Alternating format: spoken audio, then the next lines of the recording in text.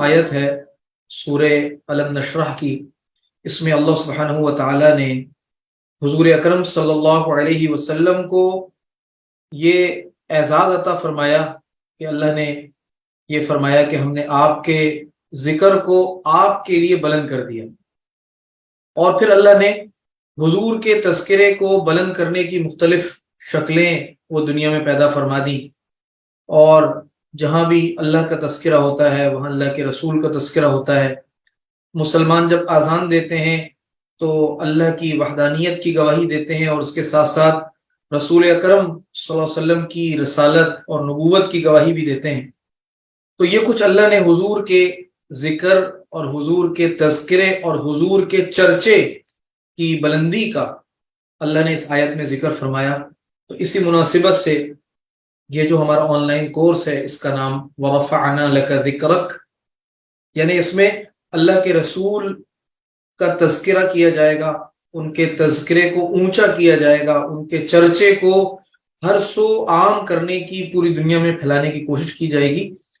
आज का जो हमारा सबक है ये इस सिलसिले की पहली कड़ी है और ये जो मुबारक सिलसिला है इस सिलसिले का पहला दर्स और पहला सबक आज का है।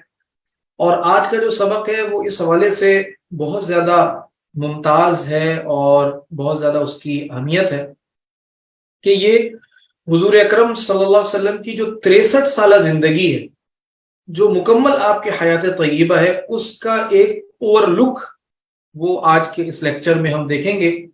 एक लैंडस्केप है जिसमें हुजूर अनवर सल्लल्लाहु अलैहि वसल्लम की विलादत बासआदत से लेकर आप अलैहिस्सलातु वस्सलाम की रिहलत तक, आपके दुनिया से पर्दा फरमाने तक जितने भी वाकयात गुजरे हैं, सीरत के अहम तरीन वाकयात, उन तमाम वाकयात का आज के इस सबक में इहाता किया गया। और जो लोग इस सबक को एहतमाम से देखेंगे, अव्वल से लेकर आखिर तक गौर से इंशाल्लाह सुनेंगे, तो अल्लाह की ज़ात से उम्मीद है कि इंशाल्लाह उनके सामने सीरत का एक पूरा एक जो यूँ समझें कि एक नज़ारा है या एक मंजर है या उसकी एक झलक है पूरी सीरत की, वो इंशाल्लाह उनके सामने आ जाएगी।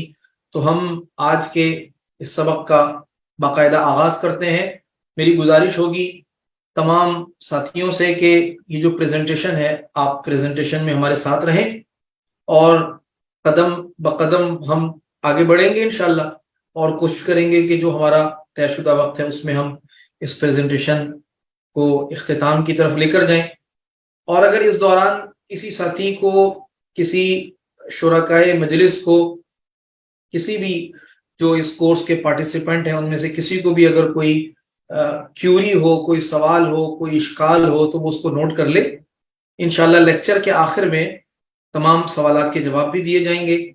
और अगर कोई सवाल ऐसा हो कि जिसका जवाब ना दिया जा सके तो वो व्हाट्सएप ग्रुप्स के अंदर भी इंशाल्लाह सवालात और जवाबात का सिलसिला वो जारी रहेगा।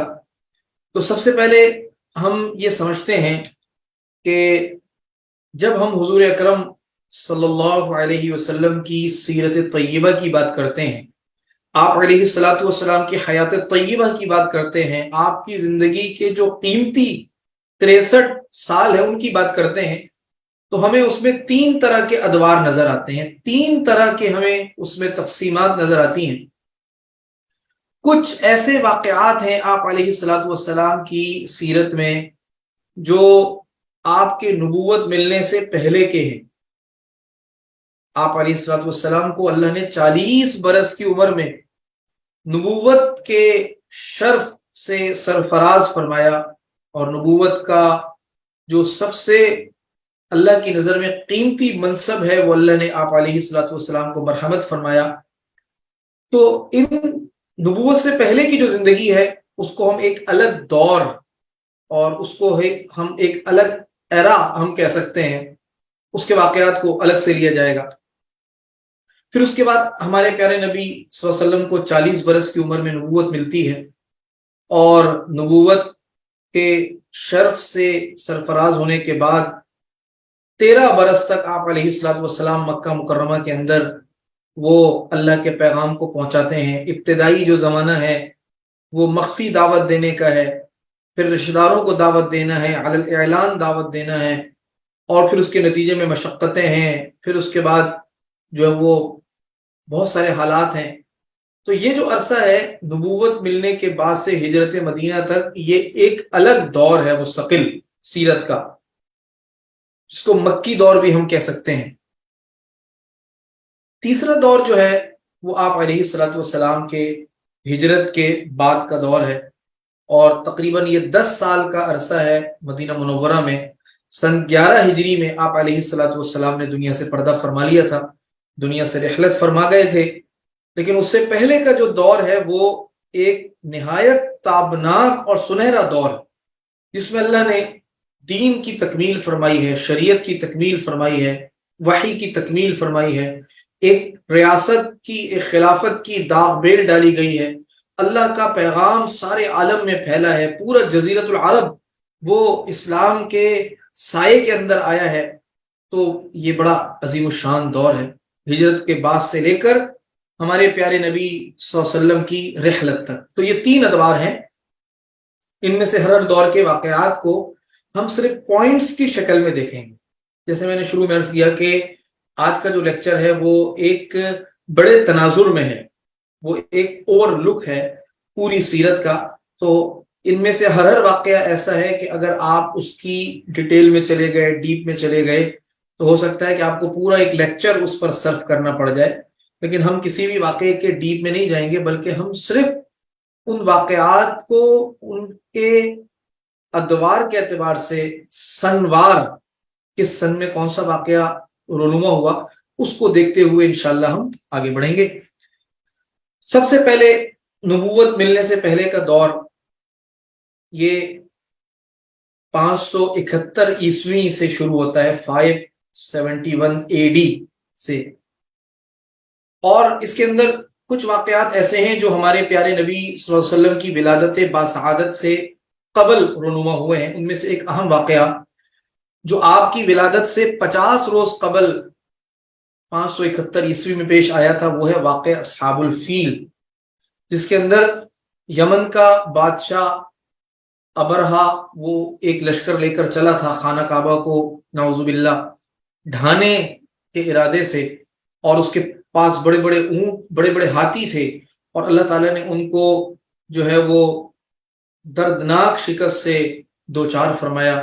اور وہ ان ہاتھیوں کے اوپر اللہ نے پرندوں کے جھنڈ غول کے غول بھیجے، وہ اوپر سے کنکریاں مارتے تھے، اور جب وہ کنکر لگتا تھا تو وہ پھاڑتا ہوا نیچے نکل جاتا تھا.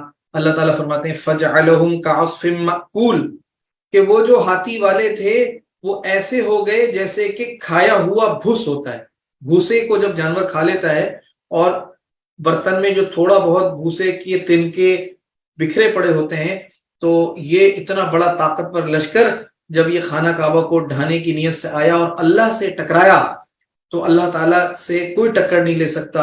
اللہ کی قدرت اور اللہ کی طاقت وہ ہر چیز پر غالب ہے. اللہ تعالیٰ نے چھوٹے سے پرندوں کے ذریعے اتنے بڑے لشکر اور اتنی بڑی مخلوق، ہاتھی سے بڑی کیا مخلوق ہوگی خشکی کی، اللہ نے ان کو تباہ و برباد فرما دیا. تو یہ اہم واقعہ ہوا. نمبر 2، ظہور قدوسی. اصح قول کے مطابق 9 ربیع الاول بروز دوشنبہ کہتے ہیں پیر کے دن کو، 20 اپریل 571 عیسوی کو رسول اللہ صلی اللہ علیہ وسلم کی ولادت باسعادت ہوئی، اور آپ کے ظہور پر نور سے عالم ظلمات یکسر روشنی سے چندھیا گیا. یعنی عالم ظلمات کے اندر اچانک روشنی ہو گئی اور تاریکیاں چھڑ گئیں.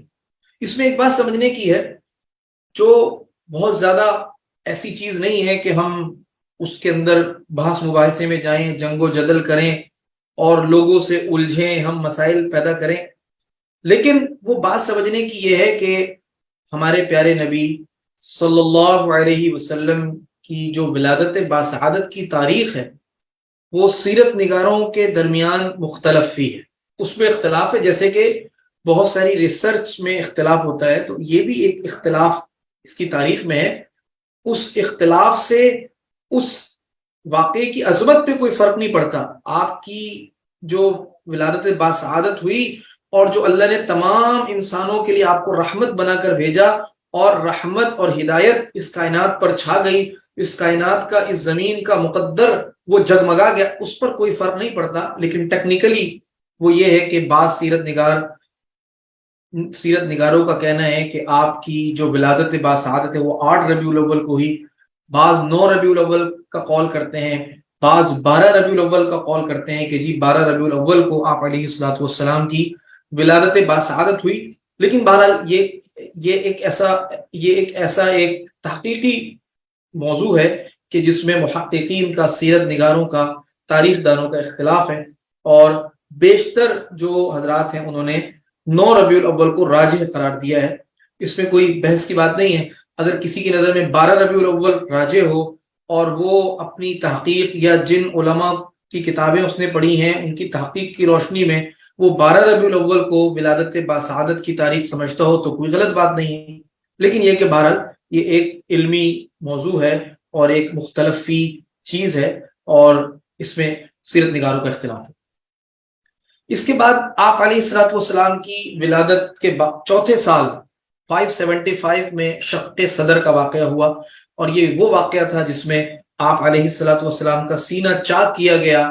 جیسے آج کل اوپن ہارٹ سرجری ہوتی ہے، اسی طرح وہ فرشتے آئے اور انہوں نے سینہ چاک کیا اور آپ کے قلب اطہر سے جو بچپن میں کھیل کود کی جو چیزیں ہوتی ہیں وہ نکالی، اور پھر دوبارہ اس دل کو، قلب کو جو ہے وہ دھویا آب زمزم سے اور اس کو پھر دوبارہ سی دیا.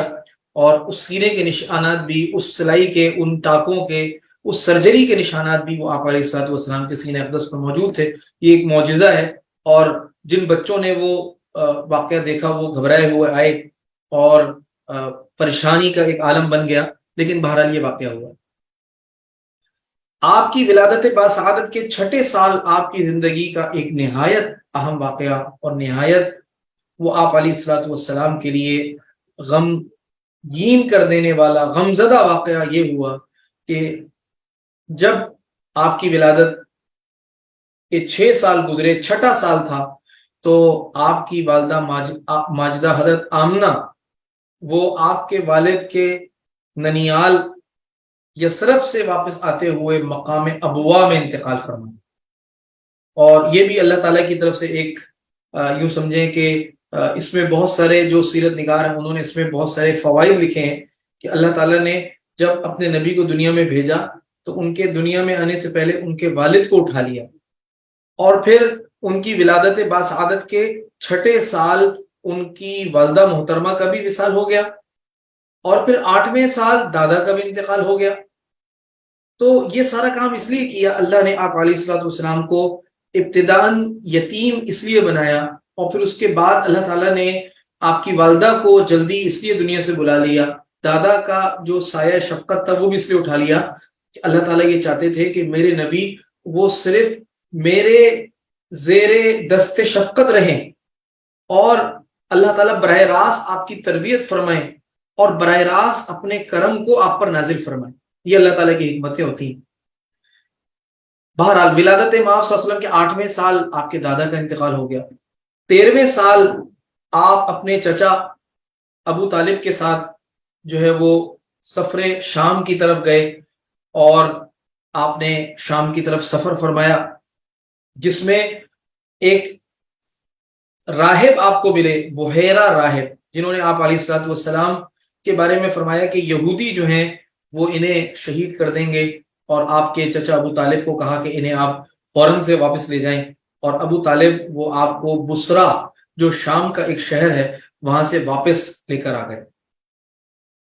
ولادت کے 15ویں سال قریش کے اندر مظلوم لوگوں کی حمایت میں اور ظالموں کے خلاف ایک معاہدہ ہوا جس کا نام معاہدہ حلف الفضول ہے. فضول اس لیے اس معاہدے کو کرنے کے جو محرک لوگ تھے 3، ان سب کے نام میں کسی کے نام میں فضیل آتا تھا، کسی کے نام میں فضل آتا تھا، کوئی مفضول تھے، تو ان ناموں کی مناسبت سے اس معاہدے کا نام حلف الفضول رکھ دیا گیا. اور آپ علیہ الصلوۃ والسلام نے بعد میں بھی جب آپ کو نبوت سے اللہ نے سرفراز فرمایا، اس کے بعد بھی آپ اس معاہدے کی تعریف فرمایا کرتے کہ یہ مظلوموں کی حمایت میں ایک معاہدہ ہوا تھا، جس پر آپ علیہ الصلوۃ والسلام بذات خود بھی اس میں شریک ہوئے، اور تا حیات آپ علیہ الصلوۃ والسلام اس معاہدے کی تعریف فرماتے رہے۔ ولادت مآب صلی اللہ علیہ وسلم کے 20ویں سال آپ علیہ السلام کی زندگی میں ایک اہم واقعہ ہو، وہ یہ کہ عربوں کے ہاں ایک جنگ ہوئی حرب فجار کے نام سے۔ اس میں آپ علیہ الصلوۃ والسلام اپنے چچزاد بھائیوں کے ساتھ شریک ہوئے، اور روایات میں آتا ہے کہ آپ ان کو تیر بھی پکڑا رہے تھے اور تیر پکڑ پکڑ کر دے رہے تھے۔ اور اس واقعے میں شرکت، اس حرب اور اس جنگ میں شرکت کے اندر حکمت یہ تھی کہ اللہ تعالیٰ عین جوانی میں اپنے نبی صلی اللہ علیہ وسلم کو جہاد کی مشق کروا رہے ہیں اور جنگی حکمت عملی اللہ سکھا رہے ہیں، چونکہ بعد میں جا کر آپ علیہ الصلوۃ والسلام نے نبی بننا ہے اور پھر مشرکین کا، یہودیوں کا، نصارہ کا سامنا کرنا ہے، اور 27 کے قریب معرکوں میں بنفس نفیس شریک ہونا ہے۔ اس لیے اللہ تعالیٰ نے عین جوانی میں، جب آپ کی عمر مبارک 20 برس تھی، اللہ نے آپ کو حرب فجار میں شریک فرمایا، اور اس میں آپ نے تیر اندازی اور دیگر جو جنگی تجارب ہو سکتے ہیں، تجربے ہو سکتے ہیں، ان سے آپ علیہ السلام مستفید ہوئے۔ اس میں اللہ تعالیٰ کی ایک حکمت یہ بھی پنہا تھی۔ ولادت مآب صلی اللہ علیہ وسلم کے 25ویں سال کیا واقعہ پیش آیا؟ آپ علیہ السلام تجارتی سفر پر شام تشریف لے گئے، اور مکہ مکرمہ کی ایک بڑی نفیس اور ایک بڑی پاک دامن اور ایک بڑی خاندانی اور شریف خاتون حضرت خدیجہ رضی اللہ عنہا کا مال لے کر آپ نے وہاں تجارت فرمائی، اور پھر واپس آ کر ان کو نفع دیا۔ یہ ہوا، اور اسی سال پھر حضرت خدیجہ رضی اللہ عنہا نے نکاح کا پیام بھیجا، اور آپ علیہ الصلوۃ والسلام نے حضرت خدیجہ رضی اللہ عنہا سے نکاح فرمایا، اور اس وقت آپ کی عمر مبارک 25 برس تھی، اور ام المؤمنین حضرت خدیجہ رضی اللہ عنہا کی عمر مبارک 40 برس تھی۔ ولادت مآب صلی اللہ علیہ وسلم کے 35ویں برس جو ایک اہم واقعہ ہو، وہ یہ ہوا کہ خانہ کعبہ جو زمانے کے گزرنے سے، مرور زمانہ سے، اس کی جو عمارت تھی وہ بڑی مخدوش ہو چکی تھی، اور مختلف قسم کے سیلاب، بارشیں، آندھیاں، اس طرح کے حالات، وہ مکہ مکرمہ میں بڑی آندھیاں آتی ہیں، بڑے حالات آتے ہیں، اور خود جو خانہ کعبہ جس جگہ ہے وہ جگہ بڑی، وہ نچلی زمین ہے، وہاں جا کے زمین نشیب میں چلی جاتی ہے، وہاں بارش کا پانی آتا ہے، سیلاب بہت آتے تھے اس زمانے میں۔ تو قریش نے یہ کہا کہ ہم خانہ کعبہ کی جو ہے وہ نئی عمارت تعمیر کرتے ہیں، چنانچہ پرانی عمارت کو جو ہے وہ منہدم کیا گیا، اور اس کے بعد اس کو شہید کرنے کے بعد جو ہے وہ نئی عمارت تعمیر کی گئی۔ عمارت تو تعمیر ہو گئی، لیکن جب حجر اسود کو لگانے کی باری آئی، حجر اسود کو نصب کرنے کی باری آئی، تو مشرکین مکہ یا جو قریش تھے، ان کے اندر جو مختلف بڑے بڑے قبائل تھے، ان کے درمیان بڑا جھگڑا ہو گیا۔ ہر لیڈر اور ہر قائد کی کوشش تھی کہ وہ یہ سعادت اپنے ہاتھ سے حاصل کرے، اور اسی دوران جو ہے وہ قریب تھا کہ وہاں بڑی خون ریزی ہو جاتی۔ آپ علیہ الصلوۃ والسلام نے ان کے درمیان فیصلہ فرمایا، اور ان کے درمیان طے یہ ہوا کہ ہم اس معاملے کو آج رفع دفع کرتے ہیں، کل صبح جو سب سے پہلے مسجد الحرام میں آئے گا وہ فیصلہ کرے گا۔ اللہ کی شان یہ کہ اگلی صبح سب نے کوشش کی، لیکن اللہ کے رسول صلی اللہ علیہ وسلم سب سے پہلے مسجد الحرام میں تشریف لے آئے، اور پھر آپ علیہ السلام نے فیصلہ فرمایا، بڑا خوبصورت فیصلہ فرمایا۔ وہ یہ فرمایا کہ ایک چادر بچھائی جائے، اور اس چادر پر حجر اسود کو رکھ دیا جائے، اور تمام قبیلوں کے جو سرداران ہیں وہ اس چادر کو اٹھائیں، سب کا حجر اسود کو نصب کرنے میں حصہ پڑ جائے گا۔ چنانچہ ایسا ہی ہوا، ایک چادر کے اوپر حجر اسود کو رکھا گیا، اور سب نے اس چادر کو اٹھایا اور اٹھا کر اس جگہ تک، اس مقام تک لے گئے جہاں اس کو نصب کرنا تھا۔ جب قریب پہنچے تو اللہ کے رسول صلی اللہ علیہ وسلم نے اپنے دست مبارک سے حجر اسود اٹھا کر اس کو اس جگہ پر نصب کر دیا۔ یہ ایک آپ علیہ السلام کے لیے بھی بڑے اعزاز کی بات تھی، اور پوری دنیا کے لوگوں کے لیے اور اس خطے کے لوگوں کے لیے ایک آفاقی پیغام تھا اللہ کی طرف سے کہ یہ جو ہستی ہے، یہ وہ ہستی ہیں کہ جن کے ذریعے سے اللہ تعالیٰ وہ بہت بڑا کام لیں گے، اور جن کے ذریعے سے دین کی اللہ تکمیل فرمائیں گے، شریعت کی تکمیل فرمائیں گے۔ بہرحال ایک اہم واقعہ آپ علیہ السلام کی زندگی میں، آپ کی جو ہجرت، آپ کی جو نبوت سے پہلے والی زندگی ہے اس میں پیش آیا۔ اب یہ ایک دور ختم ہو گیا یہاں تک، ولادت باسعادت سے لے کر نبوت تک۔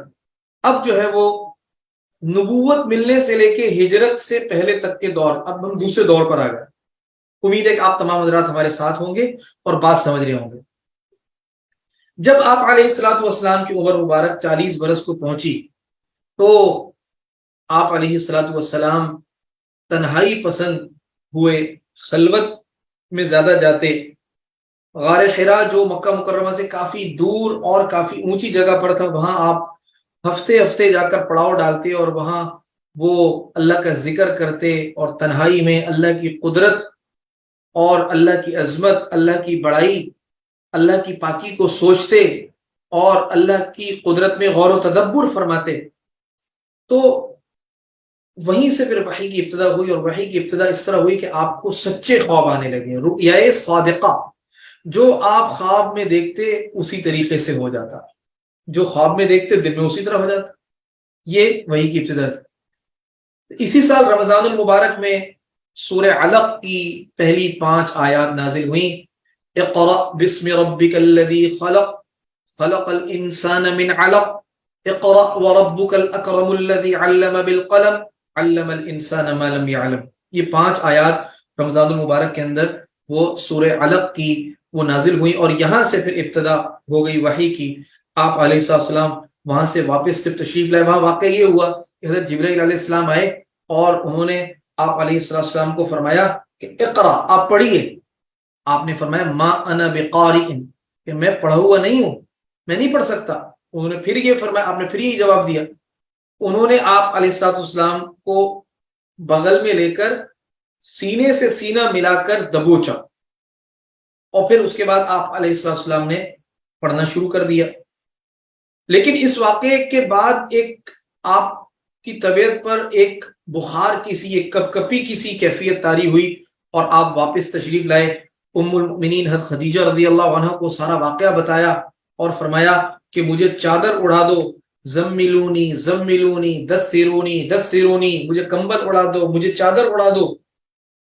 تو حضرت خدیجہ رضی اللہ عنہ کو اللہ جزائے خیر عطا فرمائے، انہوں نے اللہ کے نبی کو تسلی دی اور فرمایا کہ آپ تو صلہ رحمی کرتے ہیں، آپ تو بیواؤں اور یتیموں کی کفالت کرتے ہیں، آپ تو یہ خیر کے کام کرتے ہیں، اللہ آپ کو ضائع نہیں کرے گا، اور تسلی دی، اور خود بھی وہ اللہ کے رسول پر ایمان لے آئے۔ چنانچہ آپ پر ایمان لانے والوں میں سب سے پہلا نام خواتین میں حضرت خدیجہ رضی اللہ عنہ کا ہے، مردوں میں حضرت ابو بکر صدیق رضی اللہ عنہ کا ہے، بچوں میں حضرت علی رضی اللہ عنہ کا ہے، اور غلاموں میں حضرت زید کا ہے۔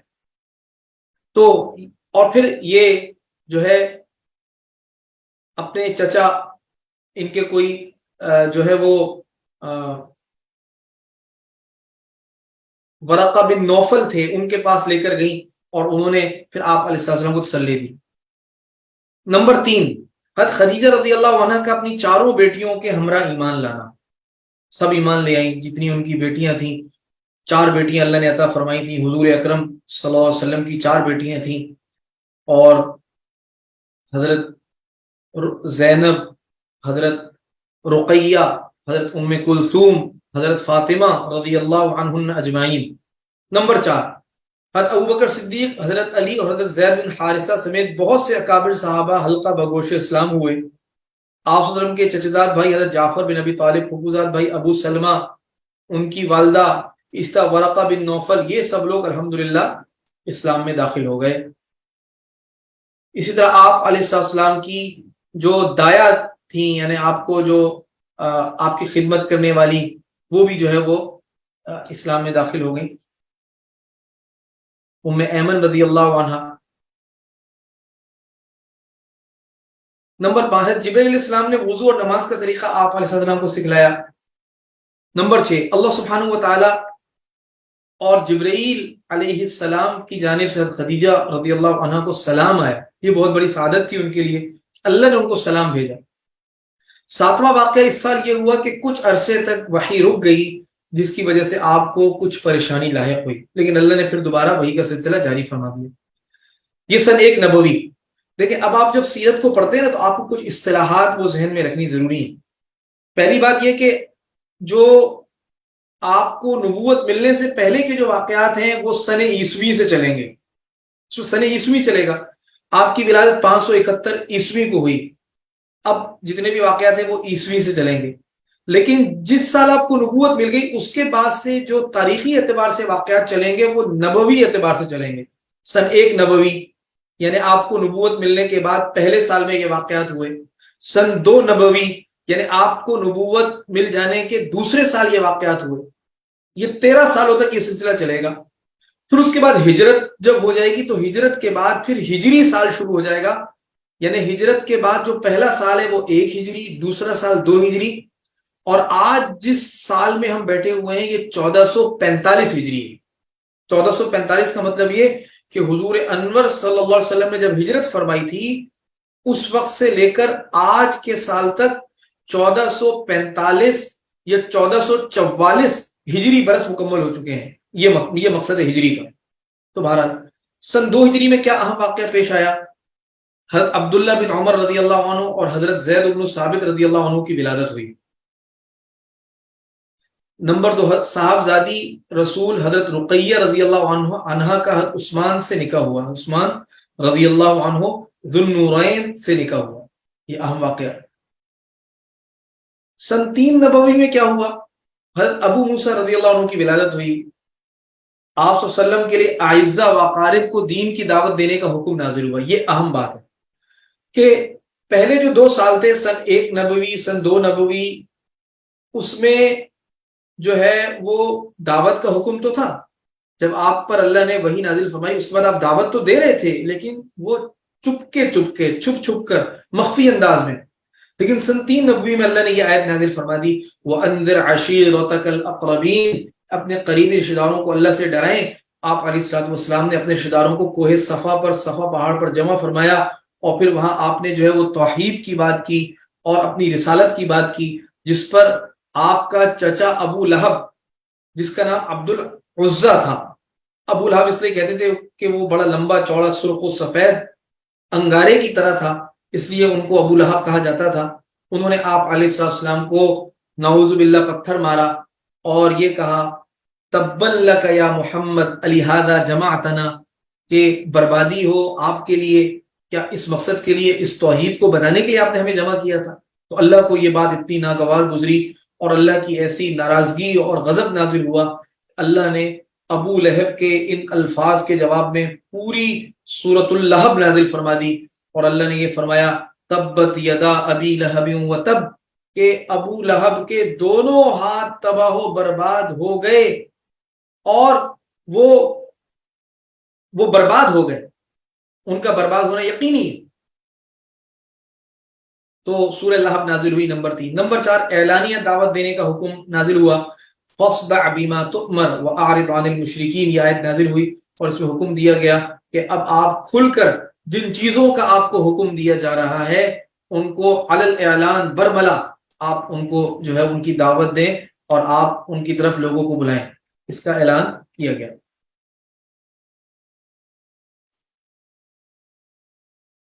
سن 4 نبوی میں ورقہ بن نوفل کا انتقال ہوا، یہ وہی جنہوں نے آپ نبوت کے موقع پر آپ علیہ السلام کی بڑی حوصلہ افزائی اور بڑی حرس بندائی تھی اور یہ یقین دلایا تھا کہ میں آپ کا ساتھ دوں گا، اللہ نے ان کو بلا لیا۔ حضرت عائشہ ام المؤمنین عائشہ بنت ابی بکر رضی اللہ عنہما کی ولادت ہوئی سن 4 نبوی میں۔ کفار مکہ نے اپنی عداوت اور بغض کو کھل کر ظاہر کرنا شروع کیا اور وہ ابو طالب کے پاس آئے اور آ کر کہا کہ اپنے بھتیجے کو آپ روکیں۔ سن 5 نبوی کو جو ہے جو اہم واقعات ہوئے ان میں ایک واقعہ یہ کہ آپ نے رجب ماہ رجب میں حبشہ کی طرف ہجرت کا حکم دیا، جس میں 12 مرد اور 5 عورتیں جن میں حضرت عثمان حضرت رقیہ بھی شامل تھے، اللہ کے رسول نے روانہ فرمایا۔ اور سیرت نگار فرماتے ہیں کہ جو حبشہ کی طرف ہجرت تھی یہ بڑی غیر یقینی حالات تھے، یہ نہیں پتا تھا کہ وہاں کیا ہوگا، لیکن آپ علیہ الصلوۃ والسلام وہ اسلام کے لیے ایک مرکز کی تلاش میں تھے کہ کوئی مرکز مل جائے جہاں اسلام کو آسانی کے ساتھ ہم پھیلا سکیں. مکہ مکرمہ میں تو رکاوٹیں ہی رکاوٹیں.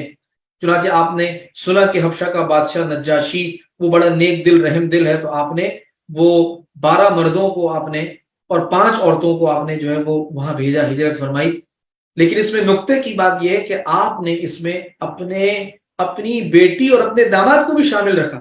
اس سے یہ نقطہ نکلتا ہے کہ مسلمان لیڈروں کو یہ چاہیے کہ اگر کوئی مشکل معرکہ ہو، اگر کوئی ایسا معرکہ ہو جس میں جان جانے کا خطرہ ہو، جس میں نقصان کا خطرہ ہو، تو وہ امت کے ہی لوگوں کو، امت کے ہی بچوں کو آگے نہ کریں، بلکہ اپنے بچوں کو وہ صف اول میں رکھیں.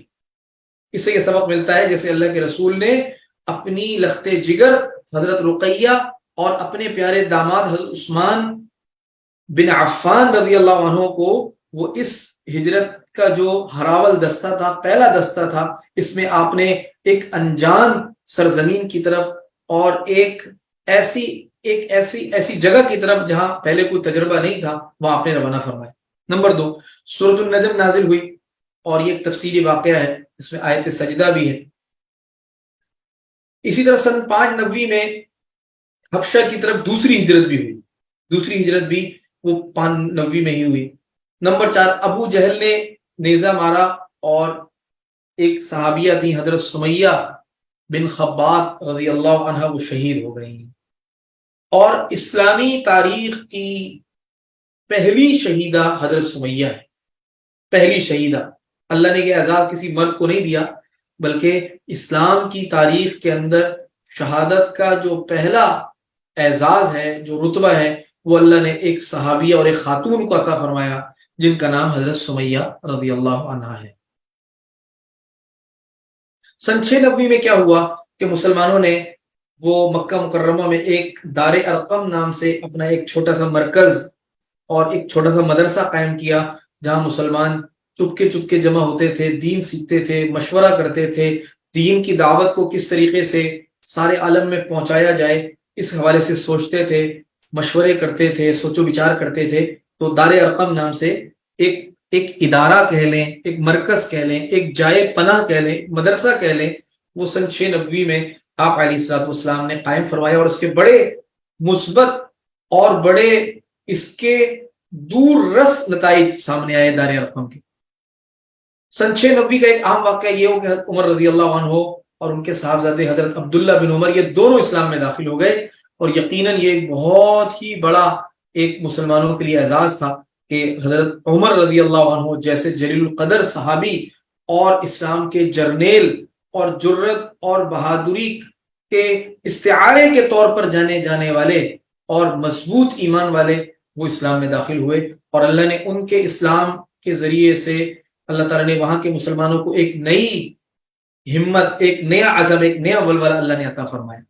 نمبر 3، ابو بکر صدیق رضی اللہ عنہ کی والدہ بھی وہ اسلام میں داخل ہوئی، ام الخیر سلمہ، وہ مسلمانوں. سن 790 میں جو اہم واقعات ہوئے اس میں ایک اہم واقعہ یہ ہوا کہ قریش نے مسلمانوں کا سماجی بائیکاٹ کیا. جب انہوں نے دیکھا کہ اسلام کی دعوت کسی بھی طور پر نہیں رک رہی، وہ تشدد بھی کر رہے ہیں، وہ لوگوں کو منع بھی کر رہے ہیں، وہ مسلمانوں کو تپتی ہوئی ریت پر بھی گھسیٹ رہے ہیں، اور انہوں نے حضرت سمیہ رضی اللہ عنہ کو شہید بھی کر دیا، جان بھی لے رہے ہیں، سب کچھ کر رہے ہیں، لیکن دین کی دعوت ہے کہ وہ پھیلی چلی جا رہی ہے. دین کی دعوت ہے کہ وہ ہر طبقے کے لوگوں کو اپنے اندر سمیٹتی جا رہی ہے.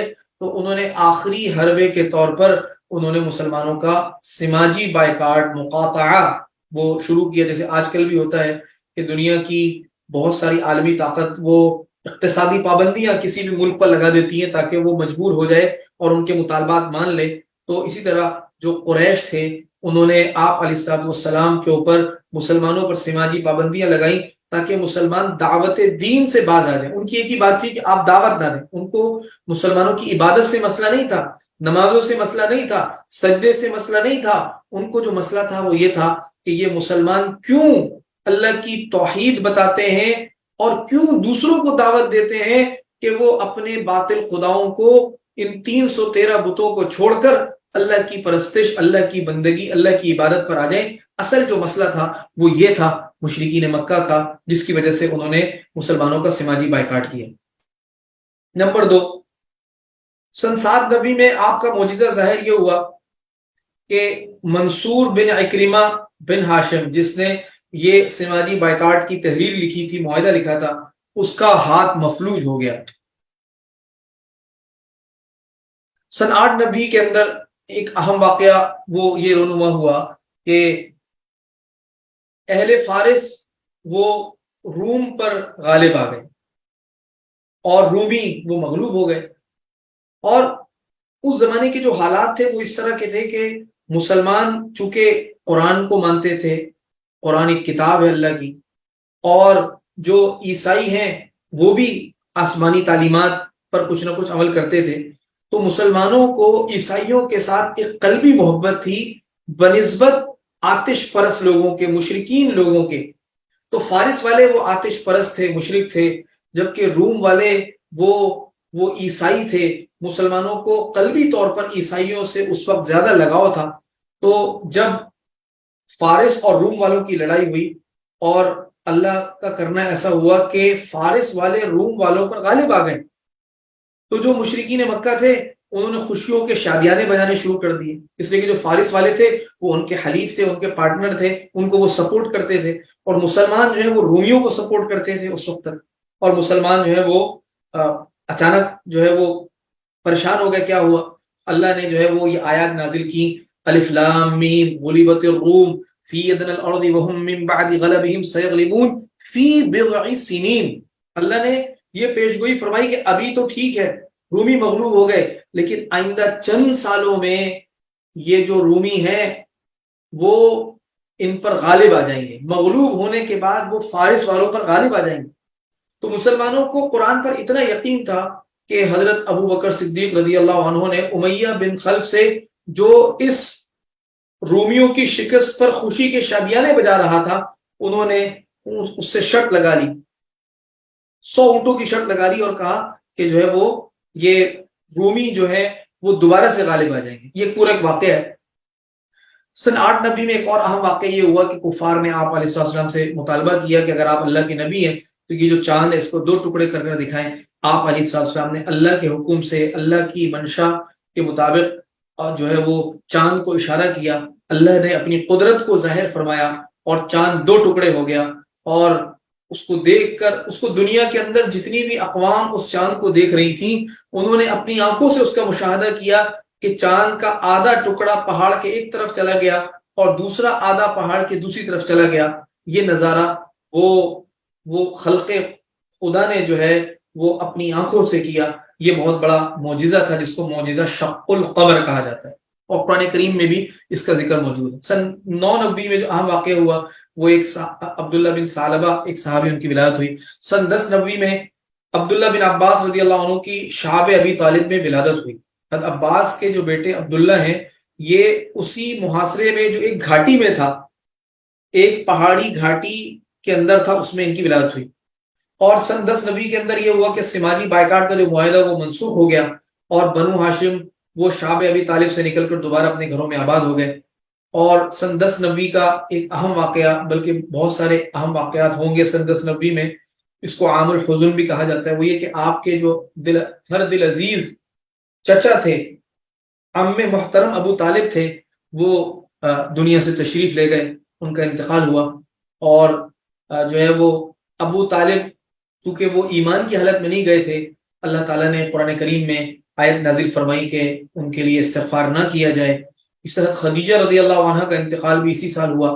یہ 2 بڑے بڑے سانحات کہ آپ کے چچا بھی چلے گئے، آپ کی جو غم گسار اور آپ کی جو ہمدم اور آپ کی جو شریک حیات تھی، جنہوں نے ہر موقع پر آپ کے ساتھ تعاون کیا، اپنا سارا مال وہ آپ کے کاز اور آپ کے مشن پر قربان کر دیا، وہ بھی اس سال اللہ کے پاس تشریف لے گئی، دنیا سے چلی گئی۔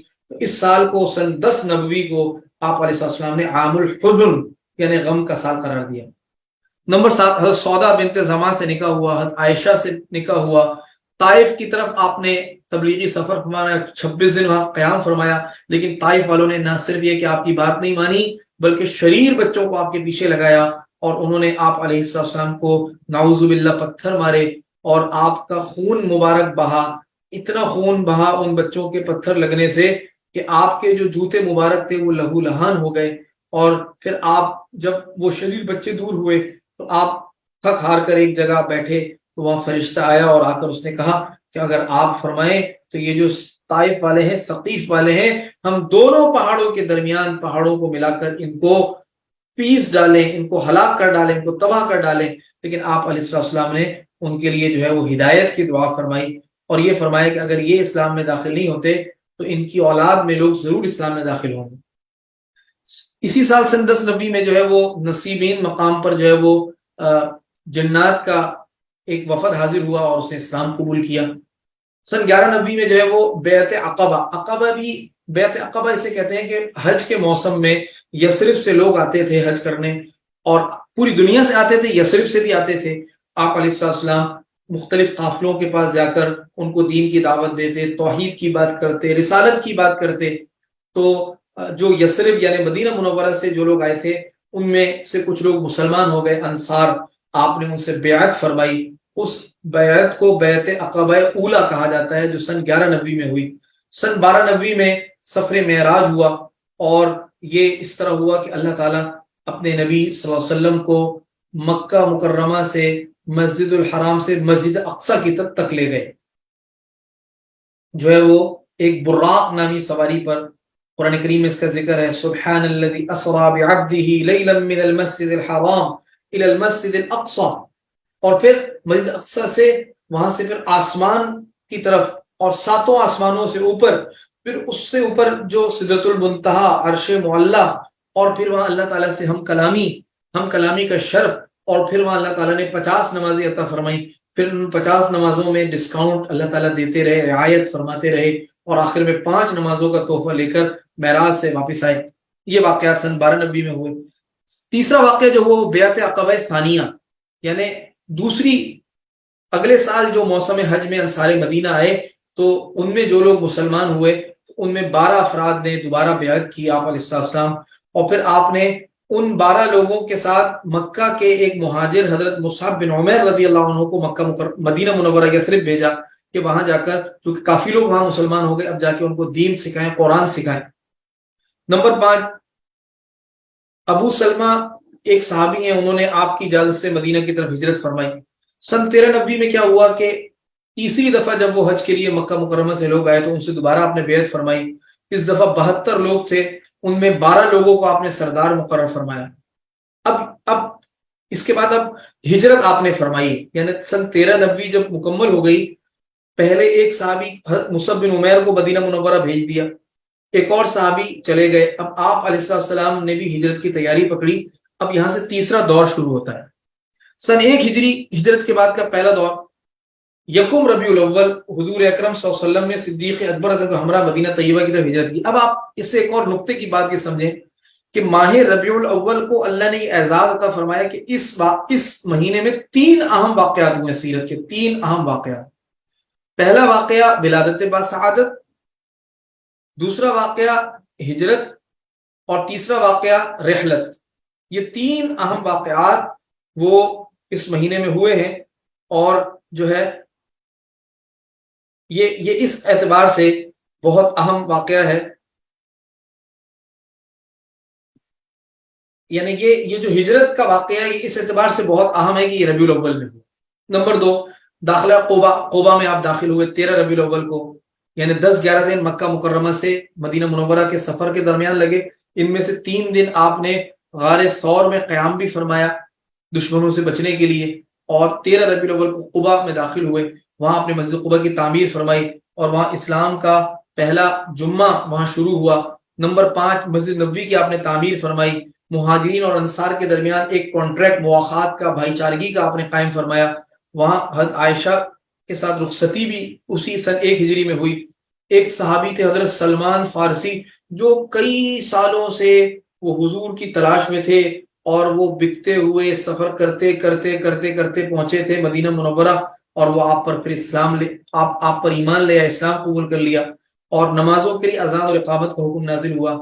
اور اسی سال سن 1 ہجری میں آپ نے ایک جو ہے وہ ایک ریاستی سطح پر ایک کانٹریکٹ فرمایا، ایک کانسٹیٹیوشنل معاہدہ فرمایا، جس کے اندر مدینہ منورہ کی تمام اقوام کو ایک جو ہے وہ ایک لڑی میں پرو دیا یہودیوں کے 3 قبیلے وہاں آباد تھے، بنو قریظہ، بنو نذیر، بنو قینقاع۔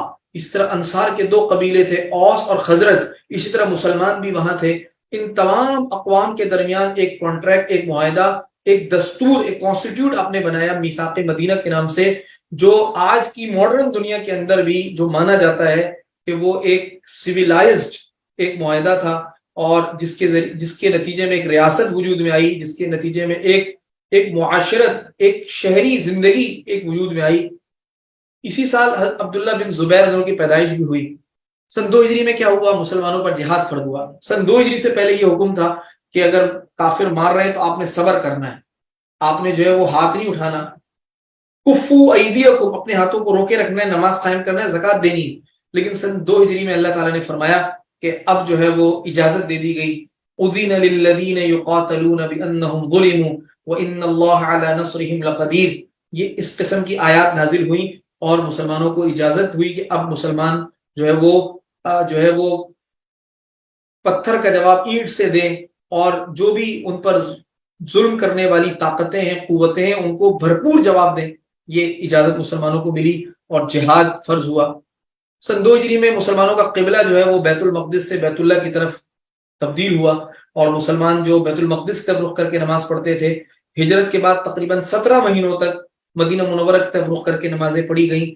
لیکن ہجرت کے دوسرے سال یعنی 17 مہینوں کے بعد اللہ نے پھر حکم دیا فَوَلِّ وَجْهَكَ شَطْرَ الْمَسْجِدِ الْحَرَامِ، کہ اب اپنا رخ جو ہے وہ مسجد حرام کی طرف وہ پھیر لیا جائے۔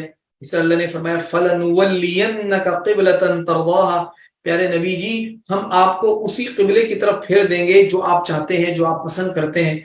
ان آیتوں کے ذریعے جو ہے وہ قبلہ جو ہے وہ بیت المقدس سے بیت اللہ کی طرف متوجہ ہو گیا۔ رمضان کے روزے سن 2 ہجری میں فرض ہوئے۔ زکوٰۃ کا حکم، صدقۃ الفطر، عیدین، سورہ احزاب میں حضور پر درود شریف پڑھنے کا حکم بھی وہ سن 2 ہجری میں ہوا۔ سن 2 ہجری کا جو اہم واقعہ ہے وہ رمضان المبارک 17 رمضان المبارک جمعے کے دن غزوہ بدر ہوا، جس کو جو ہے وہ یوم الفرقان کہا جاتا ہے، حق اور باطل کے درمیان فرق کرنے والا معرکہ کہا جاتا ہے، جس میں 313 مسلمانوں نے اللہ کی خاص مدد و نصرت سے 1000 کفار کو شکست دی۔ صرف 14 مسلمان شہید ہوئے، 70 کفار وہ جہنم واصل ہوئے، جن میں کفار کے بڑے بڑے جرنیل اور سرخیل ابو جہل، امیہ بن خلف جیسے سردار شامل تھے۔ اللہ تعالیٰ نے مسلمانوں کو غلبہ عطا فرمایا۔ کفار کی شان و شوکت کو غزوہ بدر کے ذریعے اللہ نے توڑ دیا، اور ان کے جو ہے وہ 20 لوگوں کو قیدی بنایا گیا، اور بڑی تعداد میں مال غنیمت حاصل ہوا۔ حضرت فاطمہ رضی اللہ عنہ کا نکاح حضرت علی سے سن 2 ہجری میں ہوا۔ حضرت رقیہ رضی اللہ عنہ جو حضرت عثمان غنی رضی اللہ عنہ کی زوجہ محترمہ تھی، ان کا وصال ہوا، وہ دنیا سے تشریف لے گئیں۔ سن 3 ہجری میں کیا ہوا؟ حضرت حفصہ رضی اللہ عنہ سے آپ علیہ السلام کا نکاح ہوا۔ آپ نے جو ہے وہ حضرت حفصہ رضی اللہ عنہ کو جو ہے وہ شرف زوجیت عطا فرمایا۔ دوسرا واقعہ یہ ہوا کہ غزوہ احد سن 2 ہجری میں غزوہ بدر ہوا تھا۔ سن 3 ہجری میں وہ دوبارہ آئے اور غزوہ احد ہوا، اور اس میں بھی مسلمانوں کو ابتداء اللہ نے فتح عطا فرمائی، لیکن اس کے بعد تھوڑی سی ایک اجتہادی غلطی کے نتیجے میں مسلمانوں کو کچھ نقصان پہنچا، جن میں 70 صحابہ شہید ہوئے، اور ان 70 صحابہ میں حضرت حمزہ رضی اللہ عنہ جیسے جلیل القدر صحابی، اور آپ کے رضائی بھائی، اور آپ کے جو ہے وہ رشتہ دار اور بڑے قریبی، بڑے پیارے تھے، جو اس میں شہید ہو گئے۔ 22 یا 23 کفار اس میں قتل ہوئے، اور جو ہے وہ شراب کی حرمت کے احکامات وہ اسی سال نازل ہوئے۔ غزوہ حمراء الاسد وہ پیش آیا، اور نواسہ رسول حضرت حسن کی ولادت بھی وہ سن 3 ہجری میں ہوئی۔ حضرت عثمان رضی اللہ عنہ کا نکاح حضرت ام کلثوم بنت رسول اللہ سے اسی سال ہوا۔ گستاخ رسول کعب بن اشرف، یہ کعب بن اشرف ایک یہودی تھا، اس کو جو ہے وہ قتل کیا، اور جو ہے یہ جہنم واصل ہوا۔ یہ سب 3 ہجری میں واقعات ہوئے۔ اس میں ایک واقعہ رہ گیا غزوہ حمراء الاسد، اس نمبر 4 پر۔ اس کی کچھ تفصیل یہ ہے کہ بعض رات اس کو غزوہ احد کا ہی ایک ذیلی معرکہ قرار دیتے ہیں، غزوہ حمراء الاسد کو، اور بعض حضرات غزوہ احد کے علاوہ اس کو ایک الگ غزوہ شمار کرتے ہیں۔ سن 4 ہجری میں کیا ہوا؟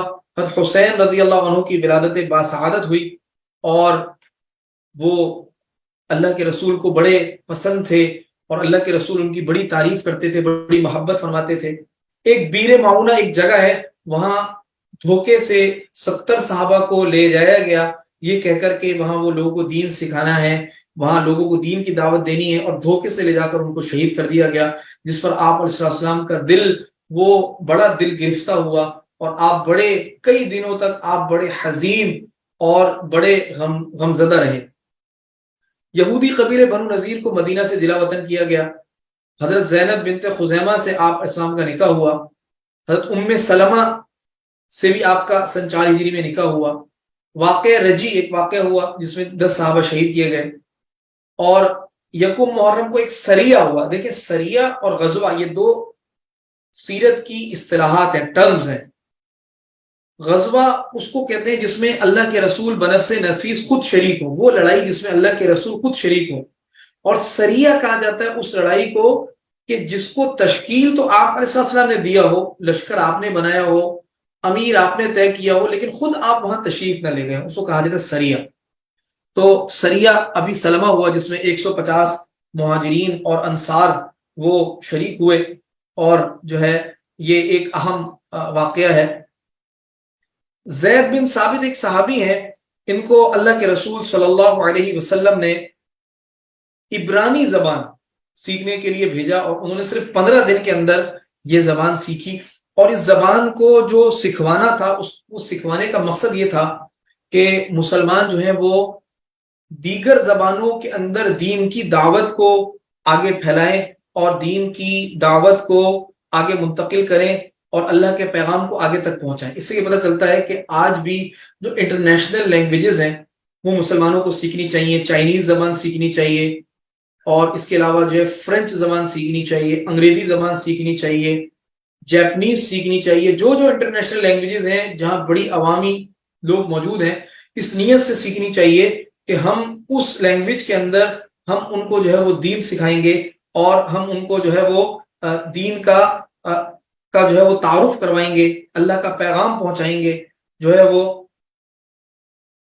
یہ اس واقعے سے ہمیں پتہ چلتا ہے کہ آپ نے بھی صحابہ کو عبرانی زبان سیکھنے کے لیے بھیجا، اور جو ہے وہ آپ نے اس کو پسند فرمایا اور اس کی ترغیب دی، اور پھر وہ سیکھ کر آئے، اور سیکھ کر آنے کے بعد عبرانی زبان میں انہوں نے دین کو آگے پہنچایا۔ سن 5 ہجری میں جو اہم واقعات ہوئے اس میں غزوہ خندق ایک اہم غزوہ ہے، جس میں خندق کھود کر مدینہ کا دفاع کیا گیا۔ غزوہ ذات الرقا، رقا عربی میں چیتھڑوں کو کہتے ہیں۔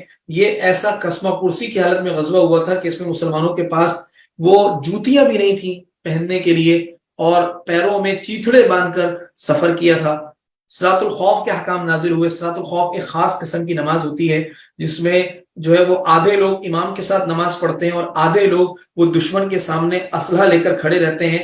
پھر پہلے آدھے سرحد پر آ جاتے ہیں، محاذ پر آ جاتے ہیں، اور جو پہلے محاذ پر تھے وہ واپس جا کر نماز پڑھتے ہیں۔ یہ غزوہ بنو قریظہ، غزوہ احزاب جو ہوا تھا سن 5 ہجری میں سب سے پہلے، اس میں یہودیوں نے میثاق مدینہ کی عہد شکنی کی، اور انہوں نے مشرکین مکہ کا ساتھ دیا، جس پر آپ نے بنو قریظہ کو مدینہ منورہ سے جلا وطن کیا، اور ان کو ان کے سرکردہ لوگوں کو جو ہے قتل کرنے کا حکم دیا۔ 600 کے قریب یہودی وہ قتل ہوئے۔ حضرت سعد بن معاذ صحابی ہیں، ان کی وفات ہوئی۔ حضرت زینب بنت جہش سے آپ کا نکاح ہوا۔ غزوہ مریسی یا مستلق یہ بھی ہوا۔ تیمم کا حکم نازل ہوا۔ واقع افک ہوا، اور واقع افک جو ہے یہ ایک اہم واقعہ ہے، اور یہ اہم واقعہ اس لیے ہے کہ اس میں ام المؤمنین حضرت عائشہ صدیقہ رضی اللہ عنہ پر بہتان باندھی گئی تھی، اور نعوذ باللہ منافقین نے ایک پورا ایک ماحول بنایا تھا، اور ماحول بنا کر جو ہے وہ ام المؤمنین حضرت خدیجہ رضی اللہ عنہ کو جو ہے وہ نعوذ باللہ داغدار کرنے کی کوشش کی تھی۔ تو اس خیر میں بھی اللہ نے شر یہ نکالا کہ اللہ تعالیٰ نے ان کی برات میں قرآن کریم کی آیات نازل فرمائیں جو رہتی دنیا تک تلاوت کی جائیں گی، اور رہتی دنیا تک جو بھی قرآن کریم کی تلاوت کرے گا وہ ام المؤمنین حضرت عائشہ صدیقہ رضی اللہ عنہ کی برات پر جو قرآن کریم کے 2 رکوع ہیں لگ بھگ، ان رکوع کو ضرور تلاوت کرے گا جس میں اللہ نے ان کی تعریف اور اللہ نے ان کی پاک دامنی اور اللہ نے ان کا اولو العزم ہونا اللہ نے بتایا ہے. تو یہ ایک اہم واقعہ ہوا. حضرت جویریہ رضی اللہ عنہ سے نکاح ہوا، غزوہ دومۃ الجندل ہوا. سن 6 ہجری کے اندر جو ہے وہ حج فرض ہوا، صلح حدیبیہ ہوئی، مسلمان عمرے کے لیے آئے، ان کو عمرے سے روکا گیا، ایک صلح ہوئی. اس صلح میں بظاہر جو ہے وہ پسپائی تھی، لیکن اللہ نے اسی میں مسلمانوں کے لیے فتح کا سامان نازل فرمایا، سورہ فتح نازل ہوئی. مکاتب النبی یعنی آپ علیہ السلام نے دنیا کے جو اس زمانے کے جو بادشاہ تھے ان کو جو ہے وہ دعوتی خطوط لکھے.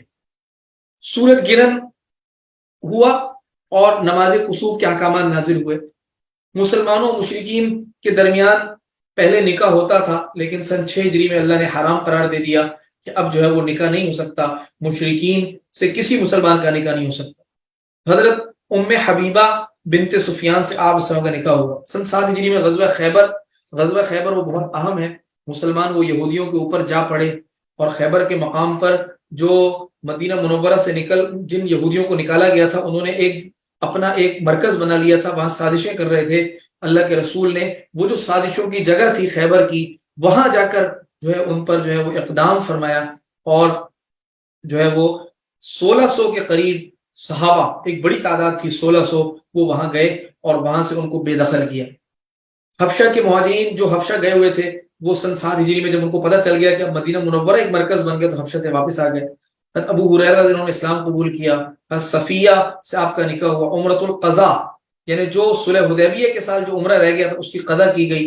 گدھے کے گوشت کی حرمت نازل ہوئی.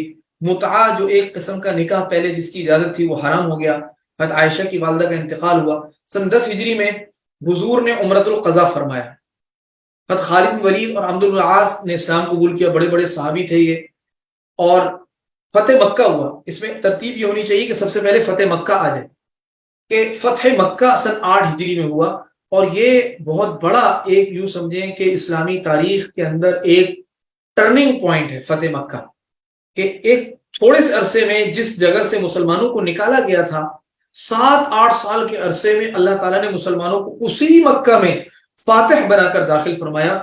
کیا اسٹریٹجی آپ نے اختیار کی ہوگی، کس درجے کا عزم ہوگا، کس درجے کی محنت ہوگی کہ 7-8 سال کے قلیل عرصے میں ایک امت اور ایک قوم اور ایک ایسا اللہ نے مجمع تیار کر دیا کہ وہ جس جگہ سے قصبہ پرسی کی حالت میں نکلے تھے وہیں وہ پوری شان و شوکت کے ساتھ دوبارہ داخل ہوئے. تو یہ فتح مکہ ہوا. اور اس میں خالد بن ولید، عمرو بن العاص یہ اسلام میں داخل ہوئے. ایک غزوہ ہوا جس کو غزوہ موتا کہتے ہیں. اسی طریقے سے فتح مکہ ابو سفیان اسلام میں داخل ہوئے. فتح مکہ کے بعد حنین ایک جگہ ہے، وہاں غزوہ حنین، غزوہ اوقاس، غزوہ طائف، یہ تینوں جو غزوات ہیں یہ فتح مکہ کے بعد فتح مکہ کی لڑی میں یہ پروئے ہوئے ہیں. اس طرح زینب جو آپ کی صاحبزادی تھی ان کا انتقال ہوا. آپ کے صاحبزادے حضرت ابراہیم کی ولادت ہوئی.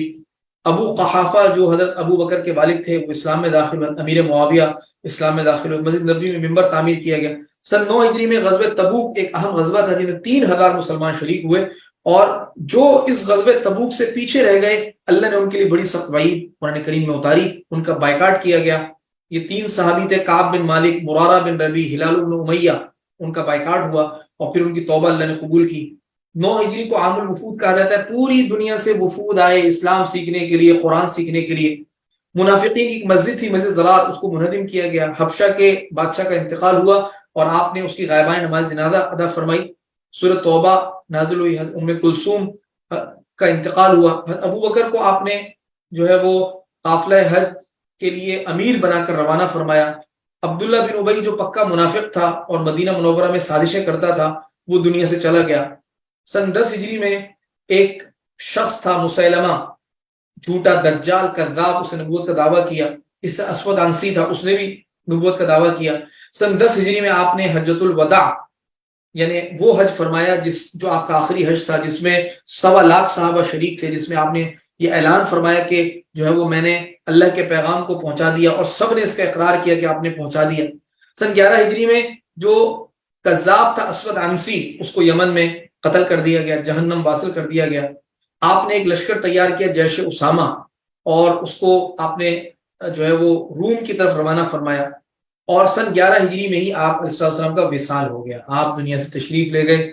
اور اس کا پورا واقعہ ہے کہ جو ہے وہ سفر کے آخری دنوں میں آپ کو سر درد کی شکایت ہوئی اور وہ بڑھتا گیا مرض، اور پھر اسی وہ جو مرض ہے اس میں آپ دنیا سے تشریف لے گئے، اس موقع پر آپ نے اپنی امت کو بڑی قیمتی نصیحتیں فرمائیں کہ قبروں کو سجدہ گاہ نہ بنانا، اور اسی طرح نماز کے اہتمام کی تاکید کی، غلاموں ماتحتوں کے ساتھ حسن سلوک کی تاکید کی، اہم آپ نے ہدایات دی۔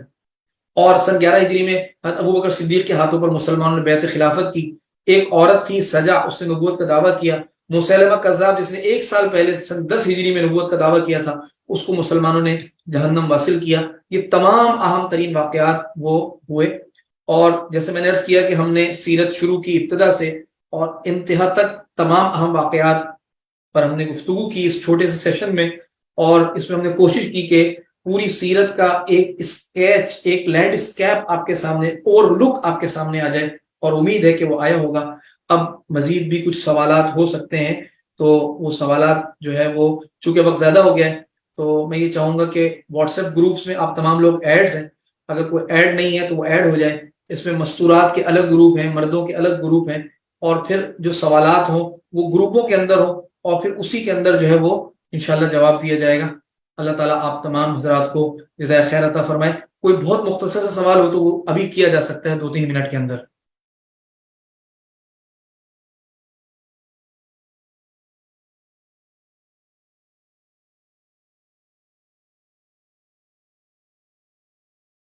میرے خیال میں کوئی سوال نہیں ہے تو ہم دعا کر لیتے ہیں پھر انشاءاللہ۔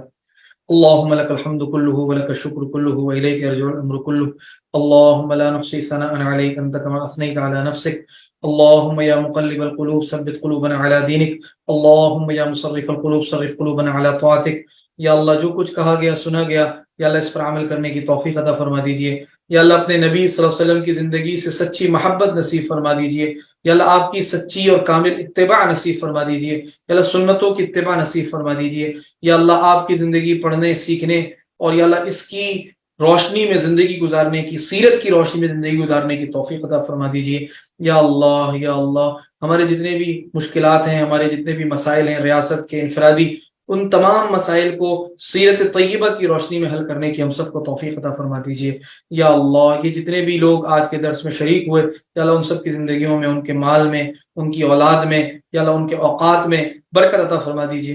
اور جو ہمارے ایسے ساتھی ہیں جنہوں نے، جو والنٹیئرز ہیں، جو اس کو مینٹین کر رہے ہیں، جو اس کو مینیج کر رہے ہیں، یا اللہ ان تمام ساتھیوں کو، جو ماڈریٹرز ہیں، یا اللہ ان کو اس کا بہترین بدلہ مرحمت فرما دیجئے، ان کی زندگیوں میں برکت عطا فرما دیجئے، ہم سب کی حفاظت فرما دیجئے۔ یا اللہ ہمارا خاتمہ ایمان پر فرما دیجئے، یا اللہ ہمیں مرتے وقت کلمہ عطا فرما دیجئے، یا اللہ ہمیں شہادت کی موت عطا فرما دیجئے۔ وصلی اللہ علی النبی الامی الکریم وعلی آلہ وصحبہ اجمعین، آمین آمین آمین۔